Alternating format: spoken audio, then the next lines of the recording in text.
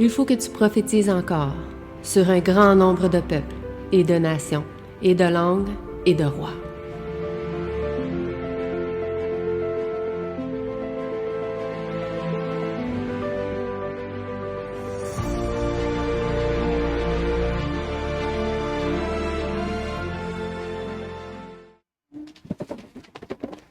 C'est beau. Donc, bonjour à tous.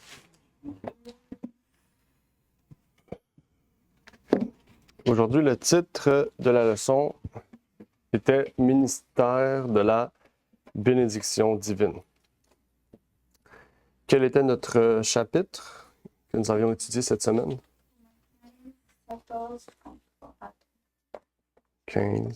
14 à 33. Parfait. Donc, nous allons terminer le chapitre 15 et parler du ministère de Paul. Voir comment le ministère de Paul était et comment pouvons-nous l'appliquer pour nous. Nous allons débuter donc par une courte prière d'introduction. Prions. Notre Père est aux cieux, nous aimerions te remercier pour l'opportunité que tu nous permets d'être aujourd'hui réunis pour t'adorer en esprit et en vérité. Que tu puisses nous bénir aujourd'hui, Seigneur, permettre aussi à ceux et celles qui doivent venir d'arriver en bien et que nous puissions t'adorer, Seigneur, continuellement et particulièrement en ce moment d'école sabbat auquel nous voudrions te demander ton Esprit Saint pour que tu puisses travailler en nous et nous permettre de mieux comprendre peut-être et de répondre à nos diverses questions que nous avions au travers de cette leçon, Seigneur. C'est ma prière donc pour ces choses au nom de ton Fils Jésus-Christ. Amen.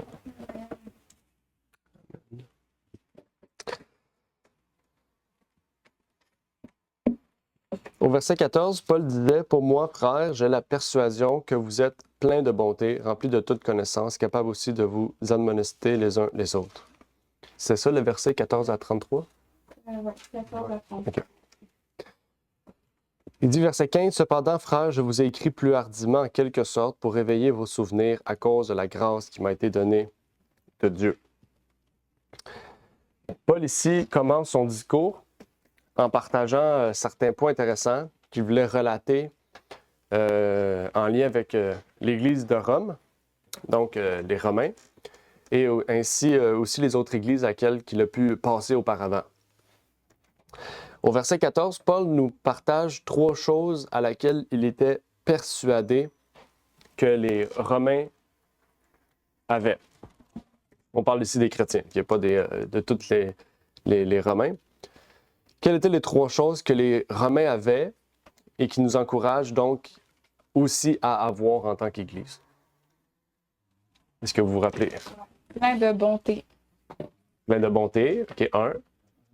Plein de connaissances, rempli de toute connaissance. Parfait, un autre. Un qu'on a parlé quand même beaucoup la semaine passée. Encouragement, exhortation, exactement. On a parlé de ça, la semaine passée, la leçon, c'était sur ça. C'est sur ça que Paul terminait. Attends, qu'est-ce que tu as dit? Qu'est-ce qu'on a dit? Paul a parlé d'encouragement, exhortation. Okay. Donc, plein de bonté, rempli de toute connaissance, capable de vous exhorter. On a parlé quand même de ces choses-là au fur et à mesure du trimestre. Ici, il faut se rappeler, on s'en va vers la fin. Hein? Fait qu'on va parler quand même beaucoup de révision, puis de certaines choses différentes de ce qu'on a pu parler jusqu'à présent. Mais au travers de la leçon, on a parlé que les Romains étaient remplis de bonté, remplis de toute connaissance. Okay? Donc, ils n'avaient pas toute la connaissance, c'est pour ça que ça dit. Remplis de toute connaissance, c'est que tout ce que Paul prêchait, il le pratiquait, il le prêchait, il révélait vraiment la connaissance qu'ils avaient. Okay? Parce qu'on sait, la connaissance, c'est pas juste dans nos mots, c'est dans nos actions, c'est dans tout ce qu'on fait qu'on révèle la connaissance qu'on a. Mais aussi, il révèle un caractère qui était capable de s'exhorter les uns les autres. Ils étaient remplis d'amour fraternel les uns les autres. Okay? Puis ça, on a vu ça la semaine passée, à quel point c'était important, cela. Maintenant, qu'est-ce qu'il nous faut pour que nous puissions avoir ces qualités en nous? Parce que c'est beau le savoir, parce que je pense qu'on le sait tout. C'est juste logique. Hein? Même un non-chrétien va essayer d'être bon et tout. Mais le savoir et le faire, c'est deux choses différentes. Qu'est-ce qui faisait en sorte que les Romains l'avaient? Apparemment? Seulement par l'Esprit de Christ. OK, par l'Esprit de Christ. Il y avait Claude aussi. Par l'Esprit de Dieu? Ouais. Oui, c'est ça, par l'Esprit Saint. Là, si on veut L'Esprit aller Saint, aussi, là. OK. C'est ça qu'on a dit la semaine passée aussi. Il me semble qu'il y avait un verset. Oui, on en a parlé. C'est bon, on se rappelle, c'est bon ça. Ouais. C'est ça le but, hein, quand on étudie Romain pour comprendre, connaître Romain, puis savoir qu'est-ce qu'il y en est. Pour l'expliquer aux autres aussi. C'est l'épître de la foi. Oui, effectivement, en ayant l'Esprit de Dieu, 1 Jean 4, 13 nous dit « En ceci, nous connaissons que nous demeurons en lui et lui en nous, c'est qu'il nous a donné de son Esprit. » Donc, ici, ça nous dit « En ceci, nous connaissons que nous demeurons en lui et lui en nous. » Comment on fait pour le savoir? C'est que nous savons qu'il nous a donné son esprit. Okay? Donc, les fruits relatent aussi de quel esprit nous sommes. Hein? On a vu ça, c'est dans la Bible en général. On sait que les fruits de l'esprit, qu'est-ce qui laisse comme fruit, c'est ce qui prouve de quel esprit nous sommes. Okay? Il y a deux esprits, l'esprit de Dieu ou l'esprit de Satan. Le verset 15 à 19 nous parlait des choses que Paul fit au milieu des Juifs à Jérusalem, puis dans plusieurs contrées parmi les gentils. Et on sait que Paul, bien sûr, s'adapte à la communauté à laquelle il fait face. Donc aux Juifs, il le dit, Paul, avec les Juifs, je suis Juif, avec les gentils, je suis gentil. C'est la même chose qu'il nous demande, OK? Ça ne veut pas dire que Paul buvait avec les buveurs puis qu'il pratiquait le judaïsme avec les Juifs. C'est pas ça, OK? C'est qu'il montrait, OK?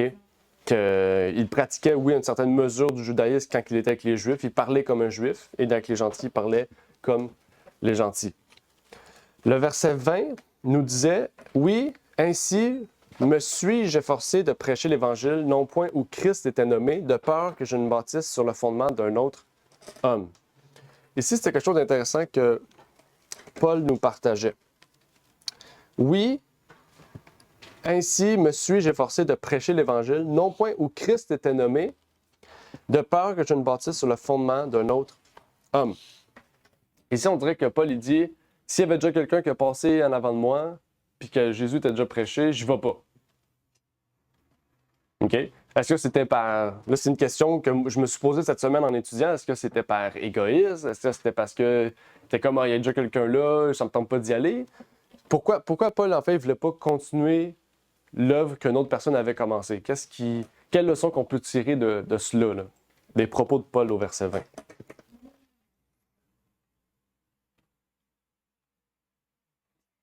Donc,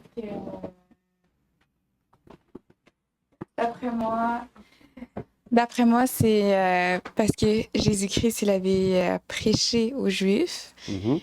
Il avait, en fait, tout son ministère, il avait vraiment passé comme pour pour la maison d'Israël. Et ils ont eu assez de lumière que même un passage que Jésus dit, c'est une fois qu'on ait apporté le message et que la personne ou que les personnes refusent, alors secoue tes pieds et va prêcher ailleurs pour que d'autres personnes puissent aussi connaître. Donc, je pense que Paul, il va dans cette même optique de prêcher vers les gentils, dans les autres nations, ceux qui ont besoin d'entendre le salut et de connaître le message. OK. Est-ce qu'il y a une personne qui aimerait partager quelque chose? Non. Relisons bien le texte. Il dit, « Oui, ainsi me suis-je efforcé de prêcher l'Évangile, non point où Christ était nommé, de peur que je ne bâtisse sur le fondement d'un autre homme. » C'est la dernière partie du verset. Il dit, « De peur que je ne bâtisse sur le fondement d'un autre homme. » OK? On sait que les apôtres étaient 12. OK? Qu'il y a eu Paul par la suite, ça fait 13. OK? Qu'il y en a eu d'autres par la suite, d'autres disciples qui ont prêché, d'autres personnes. On parlait d'Apollos qui a prêché aussi, d'autres personnes, etc. Qu'est-ce que Paul ici veut dire? C'est quelque chose d'intéressant. OK? Il parle pas... Ici, si on comprend bien, il dit, OK, je ne bâtisse sur le fondement d'un autre homme. OK? C'est quoi le fondement de l'Évangile? C'est les enseignements de Christ, d'accord? Mm-hmm. OK? Les enseignements de Christ, c'est le fondement de l'Évangile.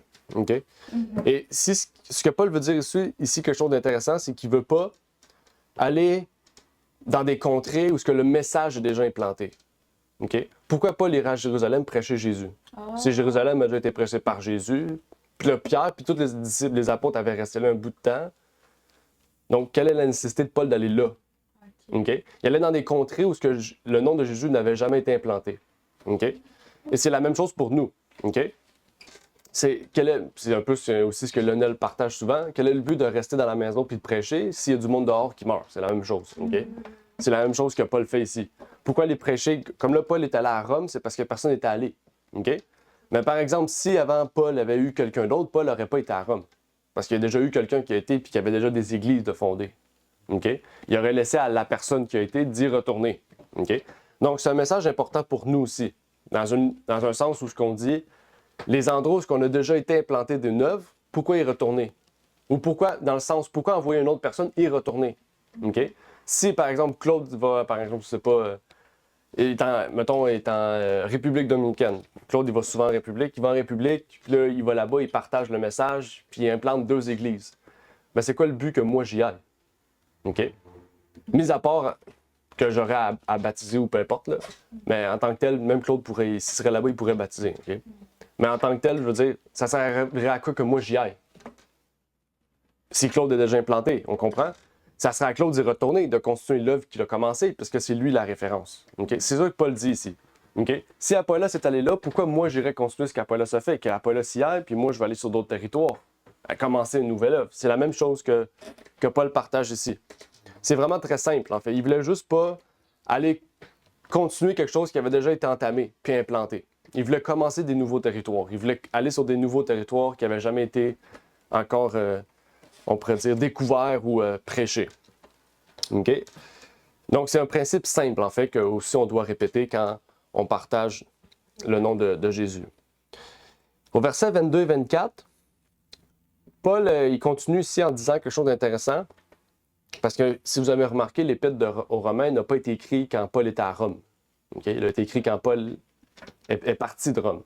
Okay? Pourquoi on le sait? C'est parce que c'est ça qu'il dit. Il dit « J'aimerais retourner vous voir bientôt ». C'est ça que Paul dit. Donc, il n'est pas à Rome quand il dit ça. Okay? Verset 22 à 24. Il avait l'intention de retourner à Rome, puisqu'il allait en Espagne après pour prêcher le message. Okay? On sait que finalement, il n'a potentiellement pas pu y aller. Okay? Parce que si on connecte toutes les histoires, dans Actes, il a fini en prison, puis etc. Il est allé voir Félix, si on se rappelle de l'histoire, dans les derniers chapitres du livre aux Actes. Mais il désirait retourner à Rome. Okay? Mais Paul fut poussé par l'Esprit à retourner à Jérusalem. C'est à ce moment-là aussi que Paul a été averti par un prophète qu'il allait être en prison, etc. C'est tous ces moments-là. Okay? Mais Paul voulait assister les saints à Jérusalem. Okay? Ça dit qu'il voulait faire des aumônes et des offrandes, versets 22 à 24 encore. Et ici, il y a quelque chose d'intéressant que Paul nous encourage. Okay? Quelque chose d'intéressant. Parce que Paul, ça faisait longtemps qu'il n'avait pas été à Jérusalem. Okay? Puis il n'allait pas à Jérusalem dans le but de prêcher l'Évangile. Il allait à Jérusalem dans le but d'assister les saints. C'est ça que Paul dit. Okay? De faire des aumônes et des offrandes. À quoi donc Paul nous encourage ici?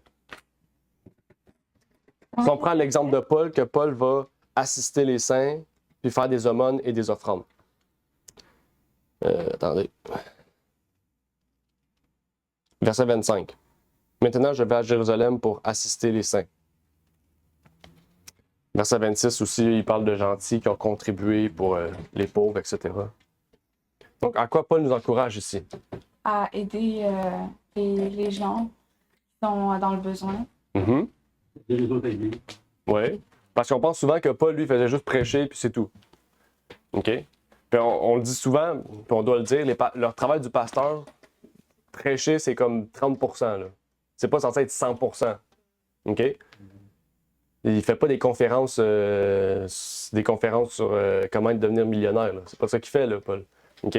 Paul, c'est un ministère. Un ministère, ça englobe plusieurs branches, plusieurs aspects. OK? Puis c'est un encouragement ici qu'on a aussi à nous donner. Parce que Paul, il dit au verset 26, « Car il a plu à ceux de Macédoine et d'Achaïe de s'imposer une contribution pour les pauvres d'entre les saints de Jérusalem. » Donc même les gentils aidaient les gens de Jérusalem. Donc Paul donnait l'exemple, puis les gens suivaient Paul. OK? Donc, on dit souvent, ne fais pas ce que je dis, mais fais ce que je fais. Okay? C'est la même chose que Paul dit ici. Pas parce que Paul dit qu'il faut donner une contribution qu'on donne une contribution. C'est parce que Paul le fait qu'on donne. Okay? Ça, c'est très important. Okay? Donc, Paul ici nous encourage de prendre le temps de donner. OK? Donc, il faut prendre du temps pour donner. Donc, il faut donner du temps autant que donner monétairement, quand il faut. C'est ça que Paul ici nous encourage, et de faire des œuvres charitables. Je vais dire caritatives, là, mais c'est plus charitable. Charitable. OK? Des œuvres charitables. Il veut donc qu'on puisse soutenir physiquement et spirituellement les saints dans l'Église. Peu importe l'Église, OK? Il veut qu'on puisse, par-dessus cela aussi, révéler l'unité de l'Église. Peu importe qu'on soit pauvre ou riche, qu'on soit dans le besoin ou non. Il révèle en fait que quand on soutient les plus pauvres, qu'on est là aussi pour eux. Pas juste spirituellement, mais aussi monétairement ou physiquement aussi. OK? C'est ce que la Bible nous dit. Dans Jacques 1, verset 27, « La religion pure et sans tache devant Dieu notre Père, c'est de visiter les orphelins et les veuves dans leur tribulation et de se conserver pur de la souillure du monde. » Deux choses ici. Okay? On lit souvent le premier, mais on oublie le deuxième. Le premier, visiter les orphelins et les veuves, pas n'importe quand, dans leur tribulation. OK? Pourquoi? Parce qu'ils sont seuls dans leur tribulation. OK? Il faut se remettre ça en tête. Donc, même on pourrait inclure aujourd'hui les gens seuls, parce qu'à l'époque, ça existait moins les gens célibataires seuls, dans le sens, à l'époque, si tu étais célibataire, tu vivais chez tes parents. Donc, il n'y avait jamais personne seul, à part les orphelins et les veuves. OK? Aujourd'hui, la société a carrément changé. Et pourtant, mais ici, il nous dit bien visiter les orphelins et les veuves, on pourrait remplacer visiter les gens seuls dans leur tribulation. Parce que quand ils sont seuls, ben, ils n'ont pas de famille ou ils n'ont pas de personne. Alors il n'y a pas d'entourage. OK? Donc, l'Église devient la famille. On doit les visiter, les soutenir. Mais aussi, un autre encouragement que Jacques nous fait, de se conserver pur de la souillure du monde. Donc ici, il y a deux aspects importants. Un, visiter les orphelins et les veuves, c'est ce à quoi Paul faisait ici. Encourageait aussi, il allait visiter les pauvres, il allait soutenir les pauvres, il allait les soutenir autant spirituellement que physiquement, que mentalement, parce qu'une tribulation, ça a un aspect aussi mental, ça a des difficultés aussi, ça apporte des problèmes. Mais aussi, Jacques, il nous encourage aussi à garder une pureté physique, mentale, spirituelle, monétaire, peu importe. OK? De se soucier de toutes les pratiques du monde, de se soucier de toutes les choses de ce monde. OK? Donc, cela va nous permettre, si on se conserve pur des choses de ce monde, ben de révéler des œuvres d'amour à notre prochain. Autant d'abord aux saints, puis aussi au reste du monde entier. C'est ce que Paul nous encourageait aussi dans 2 Corinthiens, afin que vous soyez enrichis en toute manière pour accomplir, qu'est-ce que Paul nous dit? Afin que vous soyez enrichis. Enrichis de qui? Par le Saint-Esprit. Enrichis par le Saint-Esprit pour faire quoi? Pour accomplir toutes sortes de libéralité. On sait la libéralité en rapport avec le soutien financier, œuvre charitable, dîme, offrande, peu importe. Qui fasse rendre à Dieu par nous des actions de grâce. Ça dit, car l'administration de cette offrande non seulement pourvoit aux besoins des saints, mais encore elle abonde en actions de grâce que plusieurs rendront à Dieu. OK? Parce qu'oubliez pas, les actions que vous faites en vertu de ces personnes-là, qu'est-ce que ces personnes-là font? Ils remercient Dieu. OK? C'est ça le but, en fait. OK? Parce que quand on montre qu'on est charitable, on montre en fait qu'on est unis aux pauvres comme aux riches, peu importe la classe, mais aussi, eux, ils montrent que Dieu aussi les préserve, aussi, que Dieu est présent. OK? Parce que si on est les représentants de Jésus sur terre, eh bien, quand on fait des œuvres charitables comme ça, les gens vont remercier Dieu. Même Paul, il continue. Il dit que ils ont reçu des bénédictions spirituelles, qu'ils puissent donc avoir des bénédictions aussi temporelles et soutenir les autres. Paul continue dans ce sens. Au verset 27, il dit « Il leur a plu en effet, et il le leur devait. Car si les gentils ont eu part à leur bien spirituel, là on parle au début, n'oubliez pas, Jérusalem, c'est de là que le message est parti. Ouais. OK? Donc ici, il dit que si les gentils ont pu avoir les biens spirituels de Jérusalem, bien maintenant, c'est comme un devoir, c'est ça, il dit ils doivent, fait que c'est un devoir, ils doivent les assister dans les biens charnels, les choses temporelles. OK? Donc ici, il y a une question inverse que j'aimerais poser. Parce que souvent, on a tendance à faire cela aujourd'hui. Quand nous sommes bénis temporellement, prenons-nous les choses spirituelles à la légère souvent? Il y a des gens qui vont demander des choses à Dieu, Puis là, quand ils les ont, ben là, ils disent, ben, j'ai plus besoin de Dieu. OK? Souvent, c'est ça qui arrive. Hein? Quand on est aisé ou quand on est à l'aise temporellement, on a tout ce qu'il faut, mais on n'a plus besoin de Dieu. OK? Et c'est pour ça que je dis une question inverse. Parce que c'est l'inverse. Ici, ils ont reçu les biens spirituels, donc ils reconnaissent que leurs biens temporels doivent être utilisés pour la cause de Dieu. OK? Parce qu'ils sont riches spirituellement, ils se considèrent déjà riches monétairement. Même s'ils ne le sont pas réellement, parce qu'on pense que la richesse, c'est avoir 40 millions dans le compte, mais eux, quand ils se sentent riches spirituellement, ils se sentent riches temporellement. Donc, lisons un autre passage. Oui, puis Claude, vas-y. On dit un manque de crainte de Dieu. Dans Apocalypse 14:12, il dit craignez Dieu et rendez-lui gloire, car l'heure de son jugement est arrivé. Mm-hmm. Donc, si mettons, quand on se satisfait de ce qu'on a, puis après, on met Dieu de côté, c'est parce qu'on ne craint pas assez. Mm-hmm. Et on risque de perdre la vie, finalement. Oui, tout à fait. Est-ce qu'on s'éloigne de Dieu au lieu de continuer à le craindre puis de continuer à avancer? Mm. Puis, comme tu me disais tantôt, ce qu'on a reçu, ben, on doit le partager aussi. Oui, exact. Parce que ce qui vient de Dieu, ben, ça vient de lui. On ne peut pas faire tout le temps ce qu'on veut avec. Oui, Ouais. effectivement. Mm. Des fois, on doit se priver de choses temporelles pour aider les autres. Des fois, on oublie ça. Ouais. Parce qu'on se dit que, on va toujours être pauvre, dans le sens, si on prend la richesse aujourd'hui, Elon Musk vient de taper le trillion aujourd'hui, hier. Si on se fie à lui qui vient de taper 1000 milliards aujourd'hui, ben c'est sûr qu'on est loin d'être riche. On ne sera jamais riche, dans le sens riche, assez riche comme on veut, parce que la richesse, ça va toujours, nos optiques de richesse vont toujours augmenter. OK? Donc, c'est pas ça qu'il faut regarder, mais c'est plutôt dans le sens, si on reconnaît de base que tout ce qu'on a appartient à Dieu, ben dans tous les cas, tout ce qu'on a va être utilisé pour la cause de Dieu. Puis on nous dit souvent la cause de Dieu, ben c'est l'Église. Pas nécessairement. Aider les autres, c'est la cause de Dieu. OK? Et on vient de voir, là, la religion pure et sans tâche, c'est aider les veuves et les orphelins. OK? Donc, aider les autres, OK, qu'ils soient des saints en premier ou par la suite les gens de notre entourage, la famille, les voisins, etc., c'est la cause de Dieu. On oublie souvent ça, les offrandes, c'est la cause de Dieu, puis les offrandes servent pour les biens de l'Église, dans le sens pour les gens de l'Église, je ne sais pas si on comprend. Donc, c'est large, en fait, quand on parle de ça. OK? Et c'est ce que Paul nous encourage à plusieurs reprises dans Corinthiens, par exemple. Il dit « Puisque nous ne regardons point les choses visibles, mais les invisibles, car les choses visibles sont pour un temps, mais les invisibles sont éternelles. » OK? Donc, ça, c'est quelque chose d'intéressant. L'homme, souvent, se compare souvent aux autres. OK? Ils vont regarder aux choses visibles. Ils vont dire, si lui a ça, il est plus béni que moi. Est-ce que c'est le cas nécessairement? Non. Ou peut-être que oui, tu devrais te dire, est-ce que ma relation avec Dieu est comme elle l'est ou non? Tu sais, oui, ça peut être ça. Ou le mieux que ça serait d'aller le voir puis lui poser la question, lui parler. Okay? Au lieu de laisser entrer des pensées puis qui vont t'amener à te descendre, à te réduire, il vaut mieux parler. On peut aussi se voir bon, dans le sens, on se voit au-dessus des autres. Okay? On peut aussi être responsable et aimer les autres quand ils donnent du matériel.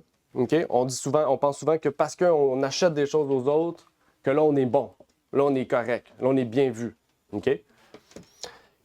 Ou des fois, même quand on a beaucoup de choses, c'est là qu'on voit qu'on est riche. Okay? Mais la vraie question ici qu'on doit se poser en tant que chrétien, puisque nous ne regardons point les choses visibles, mais les invisibles, mais en fait, les choses visibles deviennent quoi? Inutiles. Puisqu'on regarde les choses invisibles, c'est quoi les choses invisibles? Les choses spirituelles. Okay? On dit souvent les choses invisibles, c'est les anges. Pas nécessairement. Les choses invisibles, c'est les choses spirituelles. La richesse spirituelle est invisible. Okay? Donc, si on se concentre sur les choses invisibles, mais on se concentre sur les choses éternelles. C'est ce que Paul disait aux Romains ici. Il disait aux Romains, puisque vous êtes concentrés sur les choses invisibles, mais les choses visibles deviennent un bien que vous voulez partager avec les autres. Okay? Puis la richesse spirituelle, ben c'est les fruits de l'esprit. La richesse spirituelle, on a vu la bonté. Vous avez grandi en connaissance. Puis l'autre, c'était quoi? L'exhortation. Okay? Donc les choses invisibles, c'est les choses qu'on ne voit pas et pourtant, c'est eux qui ont le plus d'effet sur les autres. OK? Ça, c'est important, c'est parce que c'est Paul qui nous relate ces choses-là. Regardez ce qu'il nous dit ici dans Galates 1, verset 10. « Car est-ce que les hommes que je prêche ou Dieu? Ou est-ce que je cherche à plaire aux hommes? » C'est des questions intéressantes. Si je plaisais aux hommes, je ne serais pas un serviteur de Christ. Intéressant. Il dit, car est-ce que les hommes que je prêche ou Dieu? Est-ce qu'ils prêchent les choses d'hommes? Est-ce que, comme les Juifs, ils prêchaient les traditions ou ils prêchaient les choses de Dieu? Deuxième chose, est-ce que je cherche à plaire aux hommes? Est-ce que dans mon message, je veux plaire aux hommes, flatter leur ego dans le sens du poil, comme on dit, ou ils disaient les choses telles qu'elles sont? OK? Il faut dire les choses telles qu'elles sont, mais d'une manière à ce que ça passe. Hein? Parce que souvent, on a tendance à dire c'est la vérité, je vais le dire, que ce soit cru, que ce soit méchant, que ce soit impoli, pas grave. La Bible n'a jamais dit ça. Jésus n'a jamais été impoli, n'a jamais manqué de respect, puis pourtant, son message a toujours bien passé. Donc, il y a une façon de parler. Le vrai terme, c'est le tact. Il faut du tact. Il faut travailler sur ça. On a besoin, puis ça se travaille, ça. OK? Donc, il faut travailler sur ça. Il dit, si je plaisais aux hommes, je ne serais pas un serviteur de Christ. Ça, c'est quelque chose de très important. C'est quel âge? Galates 1, verset 10. C'est ça? Yes. Galates 1, verset 10. On peut lire ici un commentaire. La vie est trop solennelle pour que l'on laisse absorber par les affaires temporelles et terrestres. Qu'est-ce qu'elle dit? La vie est trop solennelle. Rappelez-vous ce que Paul dit. Concentrons-nous sur les choses spirituelles et non pas invisibles et non pas visibles. Okay? La vie est trop solennelle parce qu'on oublie souvent, si on est. C'est ça qui est intéressant, si on croit que Dieu nous a fait don de vie, okay? Puis qu'on reconnaît que notre corps, Dieu nous l'a prêté, donc on est en location, qu'est-ce qu'on fait quand c'est une location? On fait attention. On va se concentrer sur les choses. Okay? Puis là, c'est dur parce que Dieu nous a créé des êtres intelligents, capables de réfléchir. Ben, intelligents. Peut-être pas tout le monde, mais en tout cas. Dieu nous a créés intelligents. On utilise notre intelligence pas toujours au profit de l'homme, mais au profit de soi. Parce que Dieu nous a créés intelligents. On est capable de comprendre le bien et le mal, okay? De le voir. Avant, on ne pouvait pas, maintenant, on peut. Eh bien, des fois, on ne sera pas capable de se concentrer sur les choses spirituelles à 100%. Puis on va être pris par les choses de la vie. Okay? C'est pour ça qu'elle dit ici qu'on laisse s'absorber par les affaires temporelles et terrestres, pris dans un tourbillon d'inquiétude et d'angoisse concernant des choses qui ne sont qu'un grain de poussière comparé aux questions d'importance éternelle. Des fois, c'est ça qu'on fait. On compare le retour de Jésus à mon problème de porte parce que ma serrure ne marche plus. Puis on fait une grosse affaire avec ça. Puis là, on dit, si j'ai pas de serrure, je vais me faire voler, puis je vais perdre toute ma maison. Tandis qu'on compare des... Je sais pas si on comprend, c'est juste pour vous donner une image ridicule. Mais on parle de ça comme un grain de poussière. Exact. Ça, je dis, on rit de ça, mais on est pareil. C'est ça. Pour Dieu, c'est rien, ça. Dieu, il met un ange en avant de la porte. Quelle est la porte? Même si, de toute façon, aujourd'hui, même si tu aurais une serrure de porte, ils vont rentrer chez vous s'ils veulent. Okay? Fait que c'est pas... Même si tu aurais un système d'alarme, ils vont rentrer chez vous s'ils veulent. Okay? Même si tu aurais un chien, ils vont le tuer, ils vont rentrer chez vous s'ils veulent. À cette heure, n'importe quoi, ils vont rentrer chez vous puis ça va arriver. Okay? Donc, ici, c'est un exemple ridicule. Mais comme Claude dit, pour montrer que c'est un grain de poussière, mais nous, on fait un grain de poussière, une poutre dans notre... Il y a une grosse montagne sur notre vie. Ouais. OK? Le Seigneur nous dit, si vous avez la foi comme un grain de sénévé, exact. Cette montagne déplace-là. Donc, ça, c'est important. Okay? Les grains de notre vie, souvent, on n'a pas la foi comme un grain. Ce petit grain-là est plus grand que notre foi. Okay? Puis on rit de ça, mais c'est notre quotidien. Là. Ça arrive à chacun de nous. Là. Yeah. Puis Satan, il le sait en plus. Fait que c'est pour ça qu'il nous met des petites affaires ridicules qui facilement va nous mettre ses nerfs pour qu'on puisse oublier complètement Dieu. Okay? Ça dit, pourtant, Dieu nous a appelés à le servir dans les affaires temporelles de la vie. La diligence dans ce travail fait tout autant partie de la vraie religion que la dévotion. Elle dit ici, la diligence dans ce travail. Quel travail? Le travail des affaires temporelles de la vie.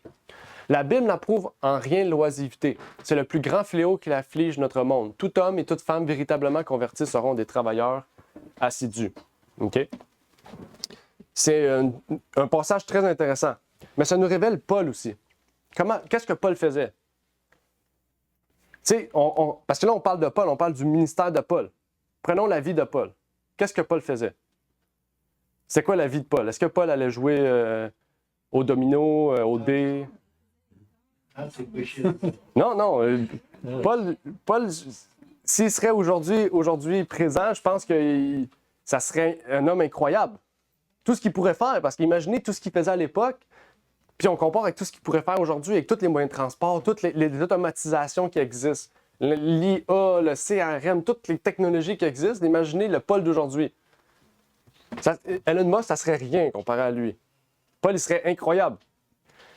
Paul, qu'est-ce qu'il faisait, comme on a vu? Il prêchait le ministère, puis quand il manquait d'argent, il faisait l'overtime en plus. Parce qu'on sait, quand on prêche l'Évangile, il n'y a pas de pause. C'est 24 heures sur 24, 7 jours sur 7. On ne sait jamais ce qui peut arriver. Mais Paul trouvait le temps de faire des tentes puis de récupérer son argent pour continuer à travailler. N'est-ce pas incroyable? Est-ce que Paul faisait juste ces deux choses-là? J'en doute. Mais il mangeait, il dormait à coup sûr. Mais est-ce qu'il prenait le temps de jouer au domino puis de... Non. Paul ne prenait pas le temps. Là, on va dire, on prend un gros exemple, mais on pourrait même prendre Pierre. Est-ce que Pierre avait le temps de jouer au domino? Non. Il prêchait aussi. OK? Je ne sais pas si on se remet, le monde nous a habitués, il nous a mis confortables en tant que chrétiens. Puis en nous mettant confortables, on a oublié notre mission. OK? C'est pour ça que quand le moment des persécutions reviennent, on ne sera pas fort pour passer au travers. Parce qu'on est tellement confortable. Oui, mais c'est pour ça qu'il faut sortir du système. C'est pour ça que la Bible nous dit, ne vous souillez pas avec les choses du monde. Quand on ne se souille pas avec les choses du monde, on va voir à quel point le monde est en danger en ce moment, spirituellement. Quand on voit les choses invisibles par-dessus les choses visibles, on va voir à quel point le monde en ce moment est 10 fois pire qu'à l'époque de Paul. Parce que Paul, on dit que Paul, il vivait dans un temps difficile. Non, il vivait dans un temps de persécution, mais pas difficile. Il y avait la richesse. Aujourd'hui, est-ce qu'il y a la richesse aujourd'hui? Non. 50% de la population canadienne est endettée. À l'époque, je ne sais même pas, le 2% était subventionné par l'Église. Je ne sais pas si on comprend. Les gens s'entraidaient entre eux. OK? Tandis qu'aujourd'hui, on ne fait plus ça. Parce qu'on est tous endettés, donc on peut pas. C'est dur. OK? Mais par la grâce de Dieu, on est capable. C'est ça en fait, la puissance de Dieu. C'est que même si on se voit endetté, on est capable de s'entraider. Parce que Dieu nous dit, ton endettement n'est rien comparativement à ce que moi, je peux te donner. OK? Puis Dieu nous donne en double. Mais Dieu nous fait apparaître s'il faut de l'argent d'un poisson, comme il le fait à Pierre. OK? On oublie souvent ces petites choses-là. Que Dieu prend soin de nous donner tout le nécessaire pour nos besoins temporels, comme il l'a fait avec Paul. Sauf que Dieu ne dit pas que parce que je prends tous vos besoins, vous ne devez pas travailler. Paul, il travaillait. Mais Dieu lui permettait d'avoir toute la job nécessaire, le travail nécessaire, okay? Les clients nécessaires pour que son entreprise fonctionne et qu'il puisse subvenir à ses propres besoins. Okay? Ici, c'est juste pour vous mener que Paul n'était pas oisif. Okay? La société d'aujourd'hui nous a conditionnés à ça. Travail, on dit souvent ça, hein? 8 heures de travail, 8 heures de fun, 8 heures de dodo. On nous a conditionnés à ça. Tu travailles 8 heures, tu flopes ton 8 heures, tu dors, tu retravailles, tu flopes ton 8 heures, tu dors. Bon, c'est une toupie sans fin. Okay? Dieu ne nous a pas conditionnés à ça. Dieu ne nous a pas conditionnés à 8 heures de travail. Aujourd'hui, on doit. Mais c'est 8 heures de travail, 8 heures de travail pour Dieu. Puis le 8 heures de travail pour Dieu, ça prend différentes formes. On pense souvent qu'il faut aller prêcher dans les rues. C'est pas ça. Hein? Il y en a qui pensent, des gens même qui ont l'incapacité physique à pouvoir se déplacer peuvent juste appeler leurs frères et sœurs puis prier avec eux. C'est l'œuvre de Dieu. On travaille pour Dieu. On pense souvent que l'œuvre de Dieu, c'est comme il faut convertir 100 personnes par année. Dieu ne nous a pas donné de but précis. Il nous a dit « Avance, je suis avec toi ». Il faut vraiment un désir. OK? Ici, c'est juste pour vous montrer le ministère de Paul. Le ministère de Paul, c'est un exemple pour notre ministère à nous aussi. OK? On a tous un ministère, on a tous une mission, on a tous un but. Puis Dieu prend en considération notre état physique. Il prend en considération qu'on veut s'améliorer, donc il va améliorer notre état physique, notre santé, il va améliorer notre condition spirituelle. Mais ça, il faut qu'on le veuille, il faut qu'on fasse des efforts. Sans effort, lui, il ne fait pas d'efforts. Okay? Si tu es oisif, Dieu est oisif pour toi. Parce que c'est dur de travailler pour quelqu'un qui ne veut pas travailler. Donc, Paul ici, vraiment, il décide de prendre son ministère, de dire « OK, j'ai fait beaucoup de choses pour les Romains, j'ai fait beaucoup de choses pour l'Achaïe, la Macédoine. Là, j'aimerais aller en Espagne, mais avant ça, je vais aller à Jérusalem. Parce que j'ai des fonds que j'ai récupérés de différents territoires. Rappelez-vous, il passait chaque dimanche dans les églises.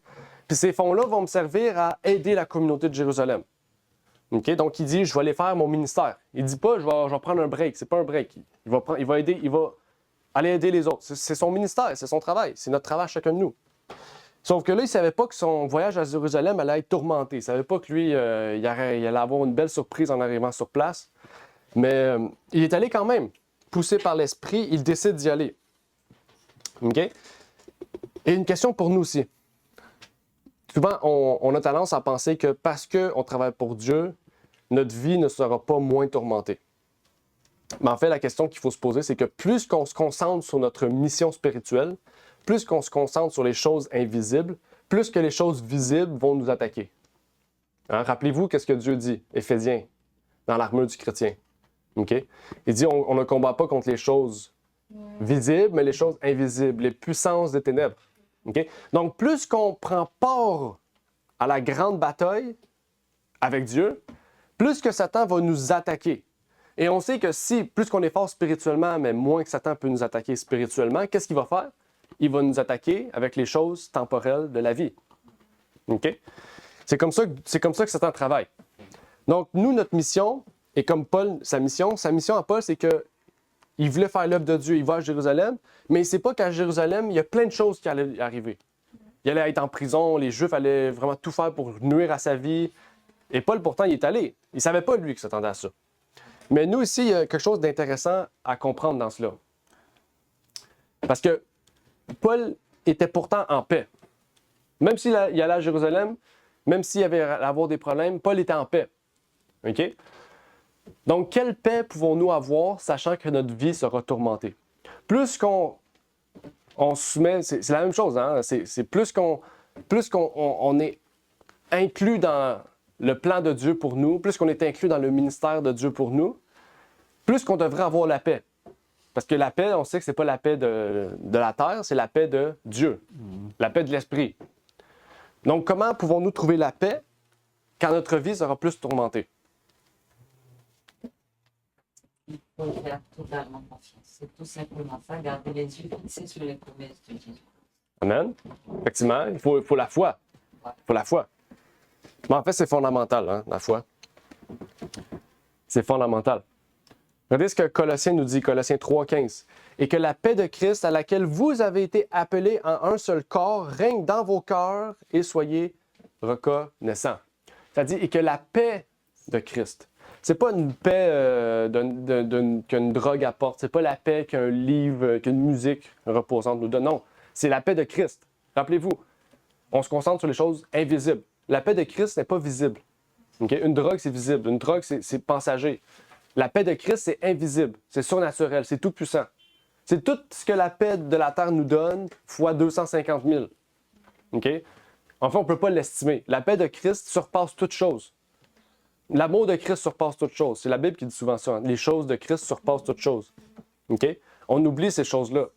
C'est comme ça que Paul pouvait passer au travers. On pense souvent que Paul pouvait passer au travers parce que c'était un homme grand, musclé, qui était fort, puis qui travaillait sans arrêt, qui était concentré. Non, c'est parce qu'il avait la foi. Il avait la foi. Qu'est-ce que la foi permet? La foi permet de ne pas être oisif. La foi permet de ne pas déraper. La foi permet d'avoir la paix. Est-ce que Paul était parfait? Non. Okay? Paul n'était pas parfait. Paul, il dit, chaque jour, je combats le combat de ma vie pour arriver à la ligne d'arrivée. OK? On pense souvent que la ligne d'arrivée, c'est dans le sens, c'est que là, on commence, puis à 90 ans, j'ai fini. Non. Le combat, c'est chaque jour. La course, c'est chaque jour. Chaque jour, la course recommence. En fait, chaque jour, on a une course à faire. Puis on veut arriver à la ligne d'arrivée.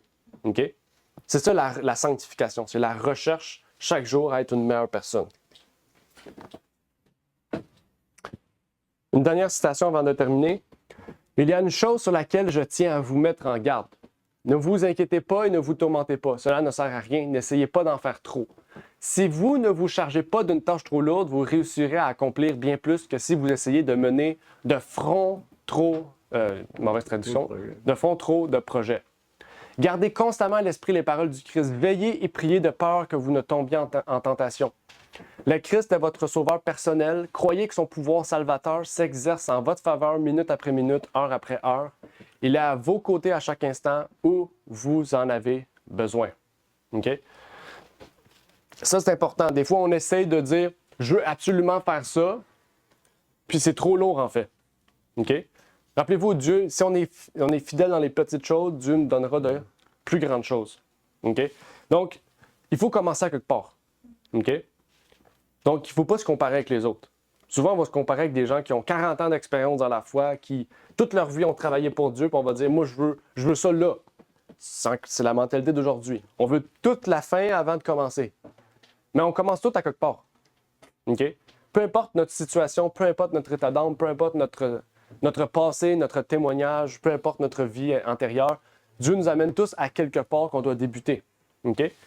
On prend l'exemple de Paul et Jean-Marc. Jean-Marc n'était pas apte à commencer le travail de Paul. Mais pourtant, un peu plus tard, Barnabas se dit « Viens voir Jean-Marc. » Jean-Marc, là, il est rendu incroyable. Là. Il a pris de l'expérience, la sagesse, du discernement, il est rendu bon. C'est la même chose que Dieu fait avec nous. Il nous prend comme Jean-Marc, puis il nous élève toujours plus vers lui. OK? Même qu'on dit que ça serait Jean-Marc qui aurait écrit le livre de Marc. Je ne sais pas, mais beaucoup disent que ça serait lui. Donc imaginez, le Jean-Marc, tout frêle, c'est lui qui aurait écrit le livre de Marc. Ça serait incroyable, là. Pensez-y 30 secondes. Donc, c'est la même chose que Dieu veut faire avec nous. OK? Il veut travailler en nous. Il y a des histoires bibliques qui font comprendre que c'est Jean-Marc et Pierre qui a écrit. Il dit, le livre de Marc, c'est l'évangile de Pierre, mais Pierre ne savait pas écrire, mais c'est Marc qui a écrit. Ben, c'est ces deux-là qui ont écrit cet évangile. Alors, on dit dicté par Pierre. C'est cet évangile que Pierre a contribué à écrire, mais c'était Marc qui l'a écrit. Jean-Marc. Amen. Ouais. C'est une leçon pour nous à comprendre. Là. C'est quand même incroyable. Là. Un jeune. C'est ça. Aimer le confort. Et finalement, il amène là. Il va être Daniel qui voulait parler. Oui, vu qu'on parlait de confort, c'est vrai, Dieu ne forme jamais le caractère de ses enfants dans le confort. Il va permettre que certaines situations vous arrivent. Et parce qu'il sait que tout autant que Satan existe, nous devons comme quoi plier, nous humilier afin qu'il puisse nous donner la force pour endurer toutes ces difficultés-là. Vous avez parlé de soucis. Satan, n'oublie pas, c'est un adversaire redoutable. Nous n'avons pas affaire à n'importe qui. Alors, c'est pour ça que nous devons nous armer de toutes ces armes spirituelles-là. Et oui, les soucis, quand il voit qu'il ne peut pas nous attaquer comme ça, oui, souci est une tentation. Il va nous donner des soucis de la vie. Et quand ces soucis viennent, humainement parlant, ça nous affaiblit, ça nous fait mal, ça nous dérange, ça nous rend tristes, découragés. Mais Dieu a dit qu'il sera avec nous. Avec nous, il a dit, n'ayez crainte, je suis là. Le plus souvent, on a peur de tous ces soucis-là. Ça nous accable et ça nous rend très malheureuses. Alors, c'est pour ça, il faut regarder les promesses de Dieu, même s'il y a des soucis. C'est vrai, c'est pas facile, humainement parlant. Chanter, étudier, aider une personne qui est proche, va faire les œuvres de Jésus-Christ. Vous allez voir que Dieu va vous donner cette force de continuer. C'est un combat très rude. C'est pas un combat facile. C'est très, très, très difficile. Et Dieu va permettre que tu tombes dans des situations difficiles afin qu'il puisse former ton caractère. Mais surtout, ne murmure pas. Ne murmurez pas. Yeah. Ça, c'est vrai. Hein? Amen. J'avais lu un passage. Il y a un passage qui dit que comme dans un moment de crise, un caractère n'est jamais formé, mais il est démontré. C'est dans ces moments-là qu'on voit vraiment notre force et notre capacité à juste surmonter ces épreuves-là. Puis c'est comme par exemple, en fait, toutes les histoires dans la Bible, on peut voir comment c'est des gens qui, par exemple, quand je prends l'exemple de Daniel, lui, il a été pris de sa famille, pris dans un autre endroit, dans une autre culture. Et c'est sûr et certain que si il n'avait pas eu une base de fondement auquel que ses parents auraient peut-être inculqué dans sa vie Dieu, eh bien, arrivé là, il aurait fait comme « Ah, ben, je peux prendre ce que je veux ou je peux m'assimiler, je connais plus le Dieu que j'avais connu dans mon pays. » Mais non, il a connu là-bas, d'abord dans son pays, et c'est vraiment sa foi qui s'est révélée dans l'expérience qu'il a eue ailleurs, dans l'endroit qui n'était pas chez lui. Donc, c'est ça. Ouais, exact. Un exemple, même aussi pour Noé, pour tout. Ah oui, il y a plein d'exemples. Joseph aussi, ouais. Amen. On va terminer avec l'appel du jour. Dieu nous invite, en regardant le ministère de Paul et ses encouragements, à faire de même pour être en paix et un serviteur utile pour la gloire de Dieu. Donc, c'est tout ça que la leçon voulait nous partager. Ministère, donc c'est faire relever le ministère de Paul, de comprendre aussi ce qui était comme leçon pour nous, okay? Parce qu'il y a toujours des leçons à comprendre pour nous, puis de pouvoir faire de même dans notre vie. Parce que Paul, c'est un exemple parmi tant d'autres. Puis Paul, c'est quand même le plus grand des apôtres pour tout ce qu'il a exécuté. On ne se dit pas que les autres sont moins bons, mais Paul était vraiment différent des autres apôtres. Il marquait vraiment quelque chose de différent, autant sur le point de vue philosophique que le point de vue professionnel. C'était le seul qui travaillait puis qui prêchait la bonne nouvelle. Donc, il y a plein de choses qui marquent vraiment la distinction de Paul. Et vraiment, Paul, c'est lui qui nous rejoint le plus en tant qu'apôtre. Okay? Parce qu'on est appelé à travailler et à faire un ministère. Pour les gentils. Pour les gentils. Donc, que Dieu nous guide et nous dirige vers notre mission. Est-ce qu'il y avait une question avant de terminer les commentaires? Avant la prière finale. Jean 7, verset 3. C'est Jésus-Christ qui nous donne ce conseil. N'ayez crainte, il dit ces choses, n'ayez crainte, parce que j'ai vaincu le monde. Vous aurez des tribulations, mais j'ai vaincu le monde. Amen. Amen. Amen. Prions. Notre Père et toi cieux, nous aimerions te remercier pour l'opportunité que tu nous permets d'être aujourd'hui réunis. Que tu puisses, Seigneur, au travers de la révision que nous avons faite, bien nous guider vers ce que tu veux pour chacun de nous, Seigneur. Soit une mission pour chacun de nous. Que tu puisses te révéler à nous, Seigneur, détruire notre oisiveté, nos habitudes dans ce monde, Seigneur, et que tu puisses nous détourner de toutes les souillures de ce monde pour que nous puissions vraiment aider notre prochain et pouvoir, Seigneur, aider nous-mêmes aussi et notre salut, Seigneur, pour que nous puissions vraiment être un serviteur, Seigneur, farouche, honnête, transparent et en paix, Seigneur, à ton service. C'est ma prière donc pour ces choses et je te prie au nom de ton Fils Jésus. Amen. Merci d'avoir écouté cette vidéo. Si vous désirez rejoindre l'œuvre au Québec, veuillez nous contacter par email à asjh1889 de Terrebonne @gmail.com et via Facebook à commercial asjh1889 de Terrebonne. Merci à vous et que Dieu vous bénisse.